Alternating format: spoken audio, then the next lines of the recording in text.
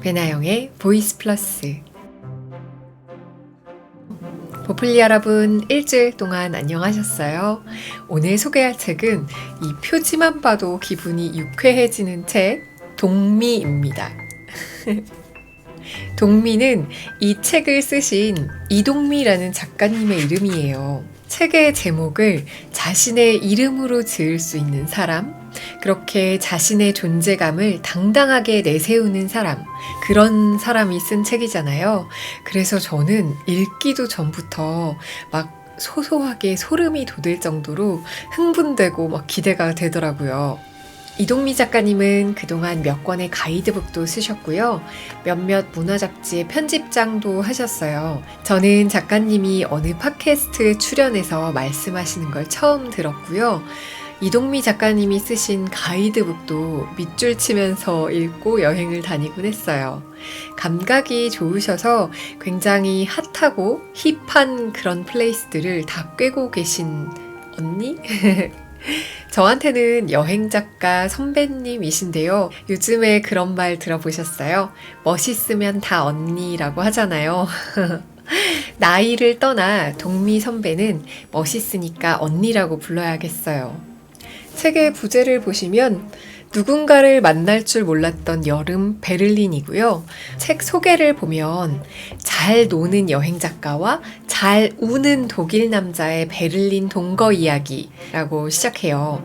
요즘 20대와 30대도 어떻게 보면 이렇게 대놓고 동거를 한다던가 그에 대한 자신의 생각을 자유롭게 드러내는 경우를 본 적이 꽤 드문데요. 저는 동미라는 이 책의 최고의 매력이 바로 이 부분이 아닐까 싶어요. 솔직한 언니의 일과 사랑에 대한 이야기. 일하러 친구 만나러 겸사겸사 베를린에 갔는데 거기에서 누군가를 만나고 함께 시간을 보내면서 사랑하고 성장하게 되는 그런 이야기인데요. 그런 과정을 정말 솔직하고 당당하게 글로 썼어요. 저는 보이스 플러스를 시작하고 작년부터 지금까지 여자 사람 친구 둘과 고양이가 함께 사는 여자 둘이 살고 있습니다 라던가 여자 사람 혼자서도 아주 잘 살 수 있음을 보여주는 슈뚜님의 23 지금부터 혼자 삽니다 라던가 최근에 읽었던 여생 너와 나의 이야기 같은 책들을 쭉 소개해 왔는데요. 저는 이런 언니들이 동생들이 많아졌으면 좋겠어요. 자신의 라이프 스타일, 그게 어떤 스타일이든 간에 솔직하게 드러내고 공유하고 서로 응원할 수 있으면 좋겠어요. 혼자 살든 둘이 살든 남자끼리 살든 여자끼리 살든 싱글맘이든 국제 결혼을 했든 국제 연애를 하든 동거를 하든 간에 자신의 삶이 특별하기 때문에 이렇게 남들에게 내보이는 게 아니라 그게 어떤 삶이라도 자신의 삶을 드러냄으로써 이런 다양한 삶의 모습이 그냥 자연스러운 거구나 이렇게 받아들일 수 있는 세상이 되면 좋겠어요. 동미라는 이 책의 처음과 끝을 함께 읽어볼게요. 삶에는 정답이 없다는 걸, 사회가 규정한 틀이 아니라 내가 선택한 관계 속에서 나는 성장할 수 있다는 걸 동미를 통해서 믿게 됩니다. 구독과 좋아요, 알림 설정 감사하고요. 책 속으로 들어가 볼게요. 동미, 누군가를 만날 줄 몰랐던 여름 베를린. 글 사진 이동미, 모비딕 북스. 이동미. 동미는 자유롭다. 그의 인생엔 걸림돌이라고 할 만한 것이 별로 없다. 일, 연애, 결혼, 돈, 그 어떤 삶의 루틴 앞에서도 동미는 기죽지 않고 살았다. 매거진은 그런 동미에게 날개를 달아줬다. 블링, 타임아웃 서울, 프라이데이 콤마 편집장을 하면서 동미의 삶엔 새로운 도시들이 들어왔다. 그녀가 사랑하는 도시 방콕, 이스탄불, 부다페스트, 카이로, 더블린, 그리고 베를린. 동미는 다양한 도시가 주는 영감을 글로 기록했다. 그리고 자신이 만들었던 매체들이 차례로 폐간되면서 여행 작가로 살겠다고 생각했다. 하지만 인생은 계획한 대로만 흘러가지는 않는 법. 글을 쓰는 일은 만만치 않았다. 둘도 없던 친구는 어느 날 남자와 결혼해 베를린으로 떠나버렸고 친구와 운영하던 격리단길의 바 식스먼스 오프는 문을 닫았다. 친구인지 아닌지 모를 남자는 동미에게 여전히 낯선 존재였다. 곁에 친구들이 유일한 위로였지만 바삐 움직이던 동미의 삶은 텅 비어가는 듯 했다. 동미의 얼굴에선 점점 생기가 사라지고 있었다. 어느 날 동미는 자신과 마주했다. 내게 무슨 일이 일어나고 있는 것일까? 그는 그 불안감의 정체를 알고 싶었다. 그리고는 자신의 가슴 속 가장 뚜렷하게 남아있는 도시 베를린으로 무작정 떠났다. 자신이 사랑했던 도시 베를린. 동미는 한껏 심호흡을 하고 베를린과 마주한다. 과연 동미는 이 도시에서 다시 시작할 수 있을까? 프롤로그. 베를린에 처음 간 건 13년 전이다. 어두운 기차역에서 하얗게 빛나던 내 슬리퍼가 생각난다. 무릎까지 올라오는 가죽 부츠에 미니스커트를 입고 가고 싶었지만 금이 간 발가락에 붕대를 감은 상태였다.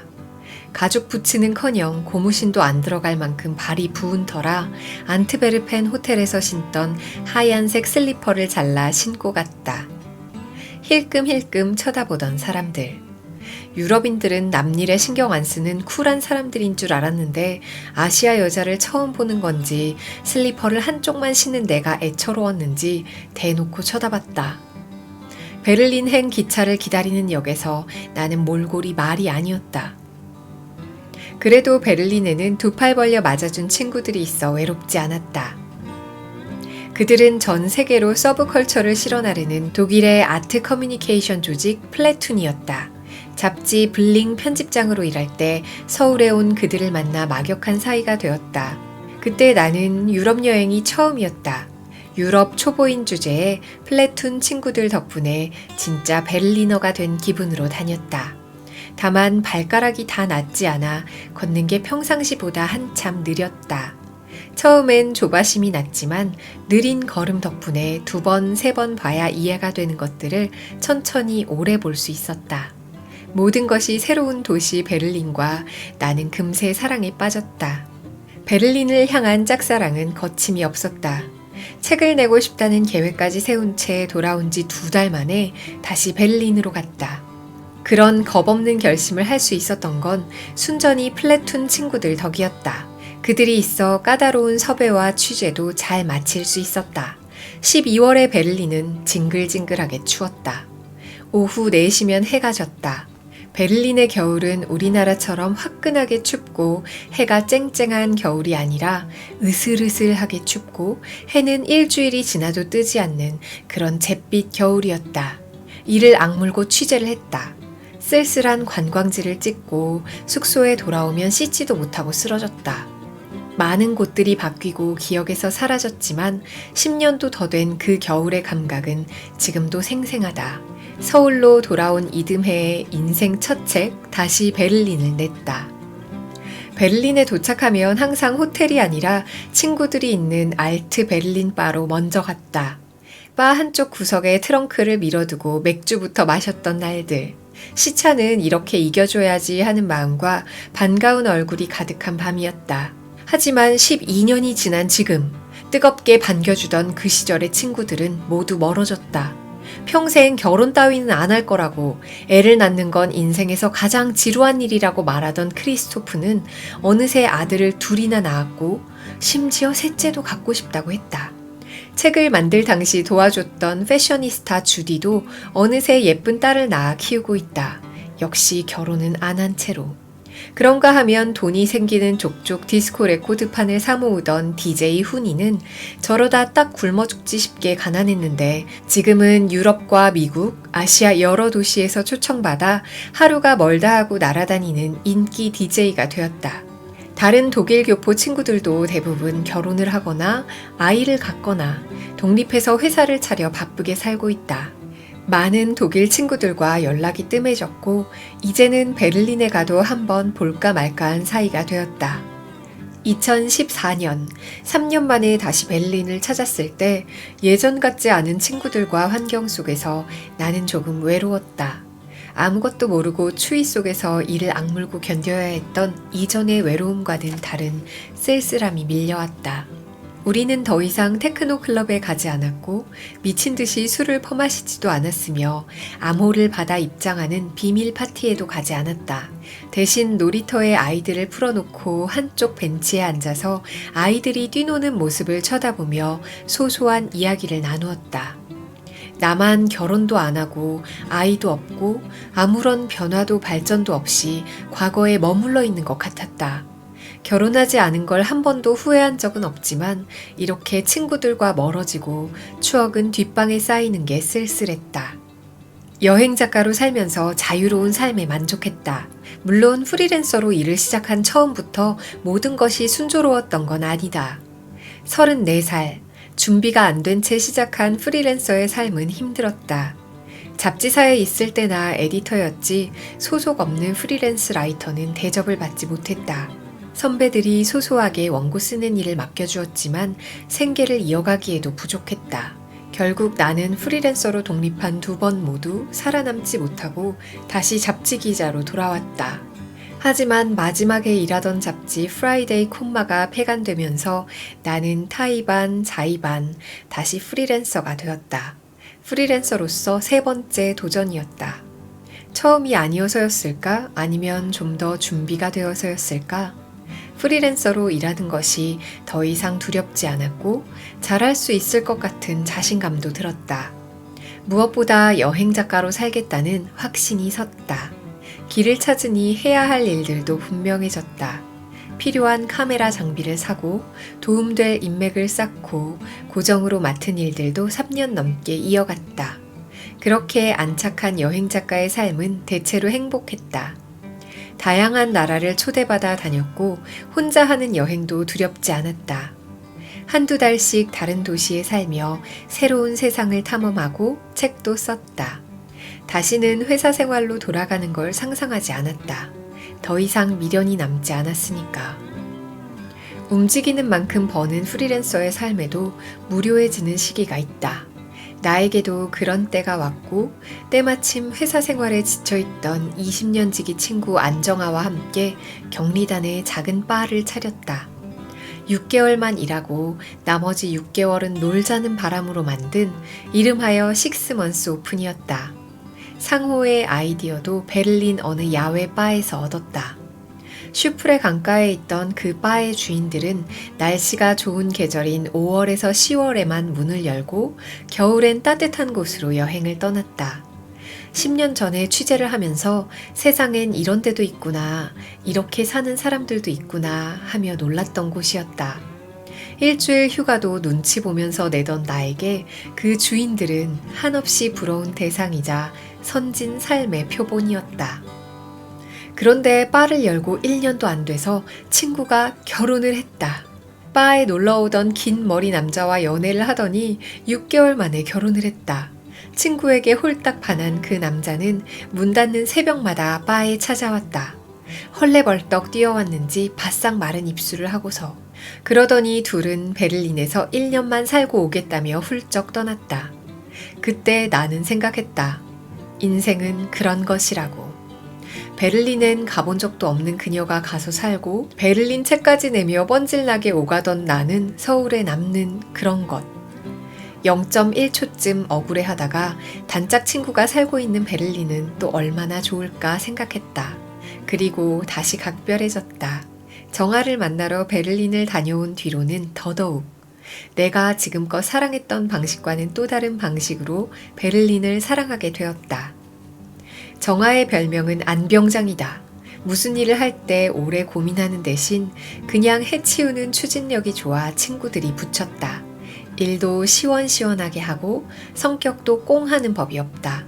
정아가 한 번도 가본 적 없는 베를린에 무작정 가서 살게 된 것도 좋게 말하면 그놈의 추진력이 좋아 그런 것이고 나쁘게 말하면 사전조사를 충분히 안 한 때문이다. 사전조사를 꼼꼼하게 했다면 무뚝뚝한 베를린의 날씨나 사람을 알았더라면 아마 여기서 살진 않았을 거라고 그녀는 뒤늦은 고백을 했다. 작년 여름 다시 베를린에 왔을 때 뭔가 삶의 또 다른 한 챕터를 끝낸 기분이었다. 다니던 F&B 회사의 홍보 일을 그만뒀고 글은 거의 쓰지 않는 날들이었다. 나는 조금씩 시들어서 벽에 고정된 드라이 플라워가 된 것 같은 심정이었다. 베를린으로 향하는 비행기 안에서 생각했다. 서울로 돌아갈 땐 내가 사랑하는 여름의 태양처럼 다시 뜨거워진 마음으로 채워가고 싶다고. 그렇게 도착한 베를린에서 원했지만 기대하지 않던 여름을 보냈다. 큰 기대 없이 시작한 만남이 사랑이라 부를 수 있는 일이 되었고, 나는 한때 열렬히 살고 싶다고 생각했던 베를린에서 뒤늦게 사랑하는 사람과 살게 되었다. 이 책은 베를린에 책을 쓰러 왔다가 다 늦게 한 남자를 만나 예정에도 없던 로맨스를 쓰게 된 어느 여행 작가의 에세이다.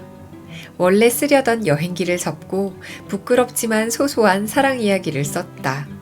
뒤늦게 만난 중년의 연애 이야기가 뭐 대단한 게 있을까마는 뻔한 사랑 이야기가 아니라 오랫동안 싱글로 살던 한 여자의 또 다른 삶의 과정으로 읽어주면 좋겠다. 한 남자가 아니라 한 사람과 깊이 교감하며 연애와 삶에서 새로 알게 된 것과 느낀 것들, 즐거운 한때를 기록한 이야기라고 이해해주면 좋겠다. 그를 만난 지 어느새 1년이 되었다. 책에는 그와 함께 보낸 베를린의 여름이 담겨 있다. 기회가 된다면 베를린의 겨울 이야기도 전해보고 싶다. 이렇게 시간의 사계절을 보낸 우리는 앞으로 남은 인생의 계절도 함께 살아보려 한다. 개인적으론 이 책이 우리의 나침반 역할을 해주면 좋겠다. 그와 처음으로 겨울을 보내는 동안 코로나19 팬데믹과 그로 인한 락다운 시대를 맞았다. 모두가 처음 겪는 이 상황이 곧 끝날지 아니면 어쩔 수 없이 공존할 방법을 찾아야 할지 아직은 알 수 없지만 이 힘든 시기를 함께 건너고 있는 남자 스벤에게 고맙다는 말을 전하고 싶다. 스벤, 내 인생에 와줘서 고마워. 세일링, 패러글라이딩, 그리고 커들링. 틴더 프로필의 스벤은 세일링, 패러글라이딩을 좋아하고 커들링엔 거의 중독 수준이라고 써놨다. 세일링, 패러글라이딩, 커들링. 처음엔 뭔가 다 스포츠 같고 액티비티의 한 종류인 줄 알았다. 연애라고 부를 수 있는 진지한 만남을 거의 15년 전에 마지막으로 했던 나는 솔직히 연인들의 단어 커들링을 몰랐다. 뭐 패들링 같은 건 줄 알았지. 서로 좋아하는 취미에 대해 이야기를 하다가 내가 말했다.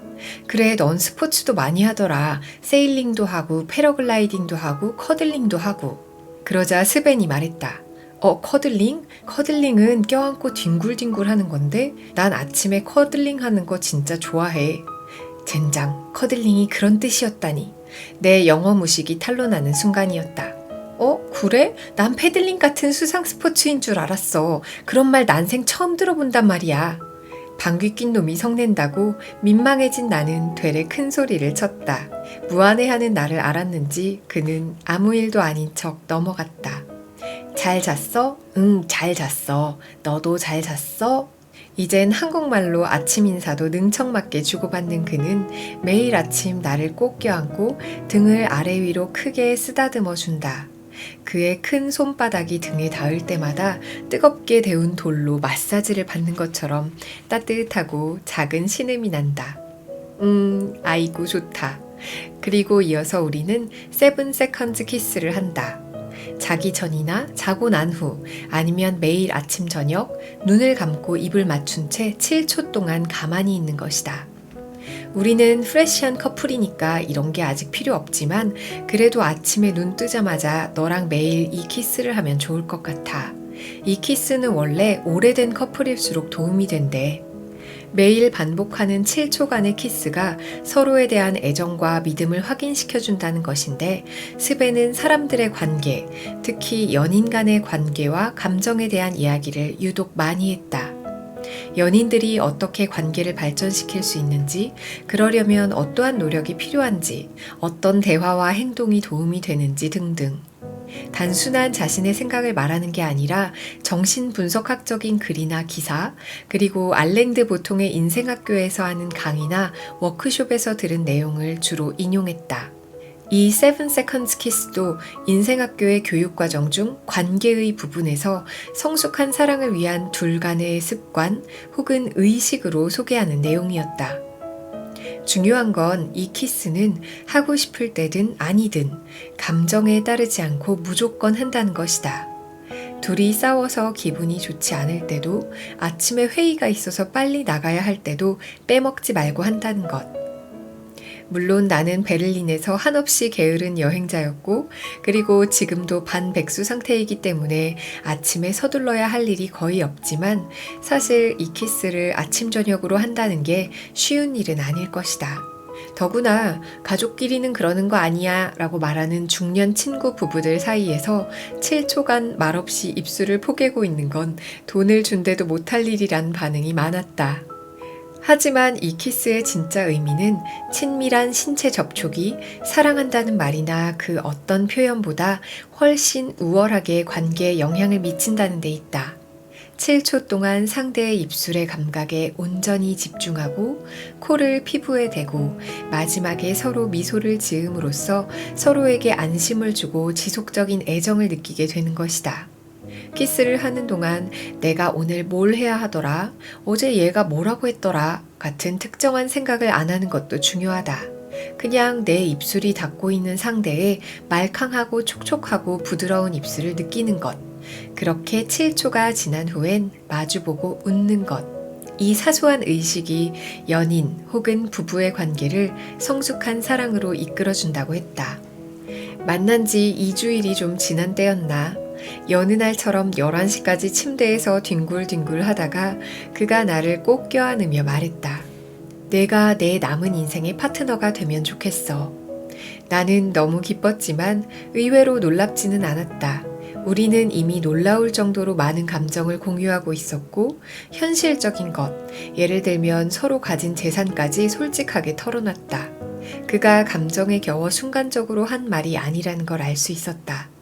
더 나이 들면 이탈리아 북부의 작은 도시에 집을 사서 같이 살자 이런 이야기를 하면서 우리는 조금씩 더 깊은 사이가 되어가고 있었다.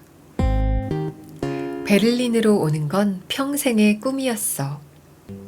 아침 먹자고 만들기 시작한 팬케이크를 친구 생일 파티에 가져갈 양까지 만들다 보니 오후 4시를 훌쩍 넘겼다. 친구 집에 도착하니 5시. 스벤의 친구 하네스는 일본어 강사고 그의 아내도 일본 사람이라 하네스 생일 파티에는 일본인 친구들이 많이 왔다. 그 중엔 독일인 엄마와 일본인 아빠 사이에서 태어난 유리카가 있었다. 베를린으로 오는 건 평생의 꿈이었어. 부모님이 모두 돌아가신 후 유리카는 40살이 넘어서 베를린으로 왔다고 했다. 나이 많은 여자가 결혼도 안 하고 혼자 사는 건 일본에서도 꽤나 눈치 보이는 일이었다고 했다. 결혼을 하든 말든 아무도 신경 쓰지 않는 베를린에서 살고 싶었다고. 그래서 교환학생 시절에 와봤던 베를린으로 다시 왔다고 했다. 나도 베를린에서 살고 싶은 때가 있었다. 뭘 해도 자유롭고 새로운 것 투성인 이 쿨한 도시에서 살아보고 싶었다. 하지만 모든 걸 훌훌 털고 오기엔 용기가 없었다. 30대 중반이란 나이도 그때 늦었다고 생각했다. 여행기사를 쓴답시고 자주 외국을 다닌 것도 다른 도시에 살고 싶은 갈망을 줄였다. 한 달에 한 번씩 출장을 갔다 돌아오는 내 집 있는 서울이 좋았다. 외국에 나가면 나갈수록 서울만큼 살기 편한 도시도 없다는 걸 깨달았다. 사랑하는 가족과 친구들, 내 영혼의 한식이 있는 서울을 굳이 떠날 이유가 없었다. 나이가 들수록 나가면 고생이란 생각만 늘고 도전 정신은 안일함, 귀찮음과 자주 맞바꿔 먹었다. 이런 내가 다 늦게 갑자기 베를린에서 살게 됐다. 거창한 계획도 없이 베를린에서 만난 남자 하나 믿고 옮겨와 살고 있다.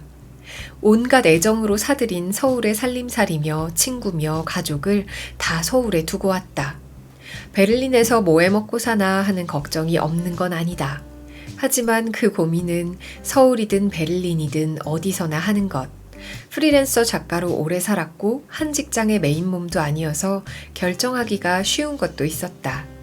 하지만 베를린에 훌쩍 오게 된 건 뭐랄까, 나이가 들수록 삶이 유연해졌달까 아니면 만만해졌달까. 나이 들어 하는 사랑엔 생각 외로 주저함도 없었다.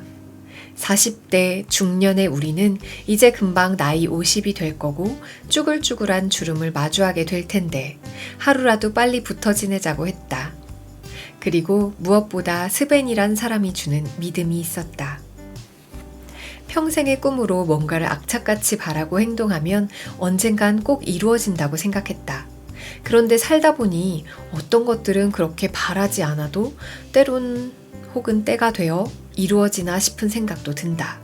이런 게 또 인생인가 싶기도 하고, 결혼이라는 것도 반려자라는 것도 평생 간절히 바란 적 없지만 거의 포기하고 살았지만 살다 보니 틴더로 만난 남자하고도 진지해져서 다른 도시에서, 그것도 내가 사랑에 맞이하는 도시에서 살아볼 작정을 하고 있지 않은가. 이러다 베를린댁 되는 거 아니야? 결혼은 언제 해? 서울로 돌아오니 친구들은 내게 끝도 없이 물었다. 먼저 같이 살아보려고. 잘 맞으면 오래 사는 거고 아님 다시 돌아오겠지. 결혼이야 나중에라도 필요하면 하는 거고 아니면 말고. 대답이 쿨해 보일지 몰라도 사실 지금 내가 할 수 있는 대답은 이게 전부다. 우린 함께 하기로 했다. 서로 노력하며 사랑하며 살아보기로. 에필로그. 책이 나올 일정이 정해지고 서울로 가는 날짜를 알아보던 중에 스벤이 한국에 갈 수 없는 상황임을 알게 되었다. 코로나19 때문에 독일인은 임시 비자를 받아야만 한국에 들어갈 수 있는데 특별한 사유가 아니고서는 비자를 내주지 않는다는 것이다.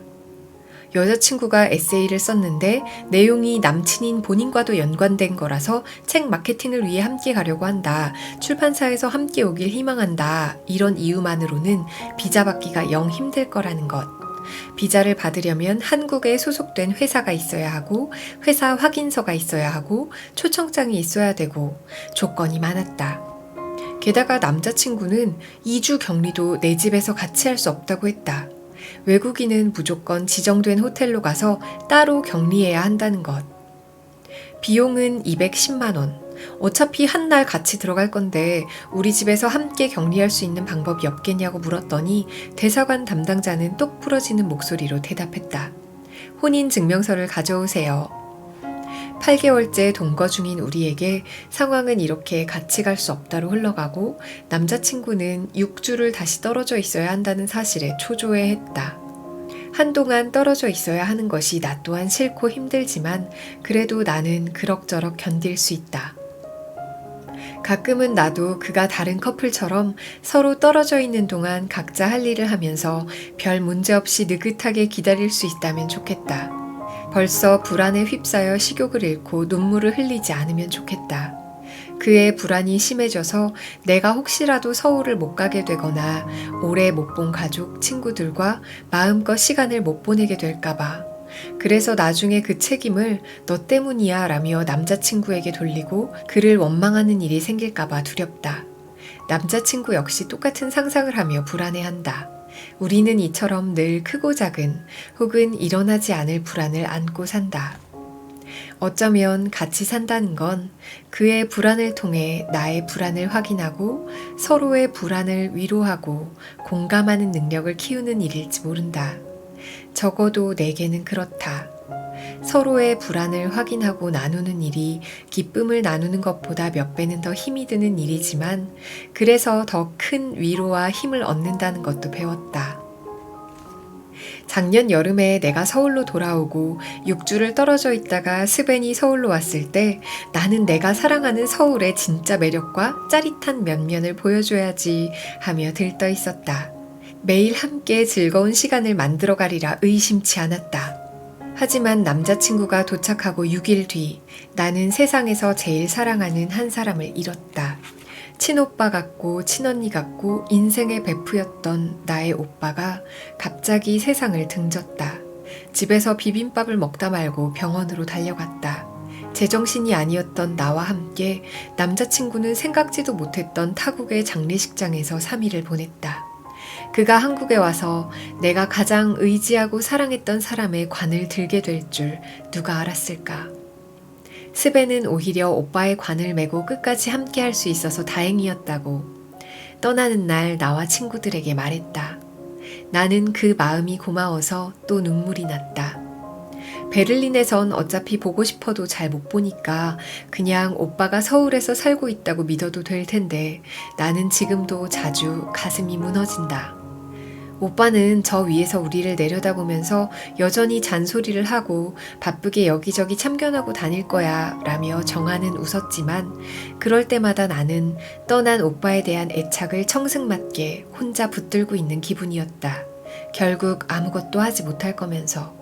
그래도 베를린에선 눈물이 날 때마다 아무 말 없이 보듬어주는 스벤이 있어 슬픔과 불안에도 무너지지 않고 오늘도 웃으며 살고 있다.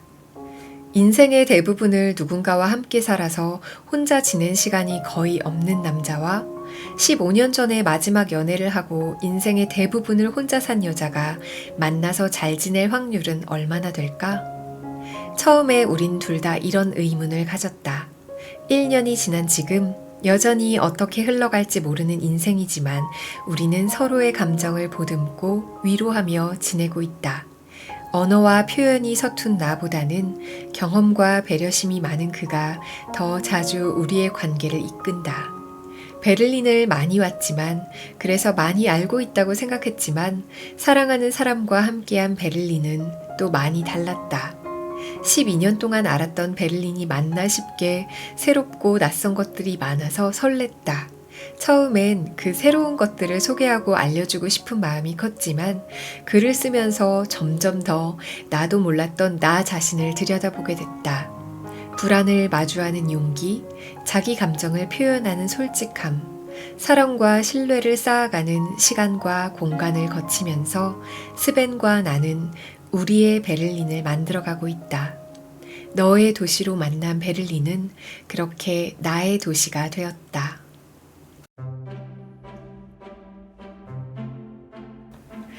동미라는 이름이 너무 찰떡 같죠? 만약에 엄청나게 세련된 이름이거나 엄청나게 촌스러운 이름이거나 아무튼 동미가 아닌 다른 이름이었으면 책의 느낌이 엄청 달라졌을 것 같아요. 그래서 이런 생각을 해봤어요. 동미 대신에 이 책에 내 이름을 넣는다면 어떨까? 이 책 동미는 나영이 될 수도 있고 혜진이 될 수도 있고 지수가 될 수도 있고 민경이 될 수도 있겠죠. 나의 책이기도 하고 너의 책이기도 한 동미입니다. 우리 모두에겐 누구에게나 마음속에 동미가 있을 거예요. 마음속 한켠에서 웅크리고 있다가 세상을 향해 자유롭게 한 발을 내디딜 준비가 된 아직 드러내 보이지는 못했지만 어딘가에 숨겨져 있는 그런 동미. 여러분의 동미는 지금 무엇을 하고 있나요? 나의 이름으로 책을 쓴다면 나는 어떤 책을 쓸 수 있을까요? 궁금해지는 날입니다. 오늘도 내 이름을 걸고 일과 사랑과 육아와 살림과 또 인간관계와 커리어에 고군분투하고 계신 이 세상의 모든 동미들에게 응원을 보낼게요. 오늘 하루도 자신의 이름을 찾아가는 하루가 되시길 바라요. 우린 다음 주에 만나요. 안녕. 배나영의 보이스 플러스